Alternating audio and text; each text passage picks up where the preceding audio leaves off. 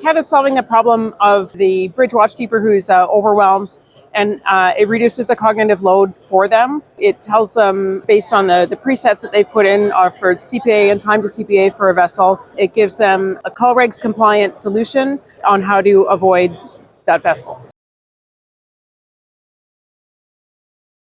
The part about the CADA that is really great is that what I would say COLREGs compliant. So it meets the expectations of the international regulations for the prevention of collisions at sea. It's just easier to say COLREGs. Where you have interactions with vessels, you have vessels' expectations of where they're going to be maneuvering in order to avoid each other. Instead of picking the easiest solution, this picks the solution that is with the COLREGs compliant. So in a lot of autonomous systems, the solution is for it to act like a fainting goat and to stop, or to act like a Roomba and just go around in circles. And that is not how other ships are expecting other ships to act. There's certain, I guess you'd call it like social norms between ships that have to be upheld.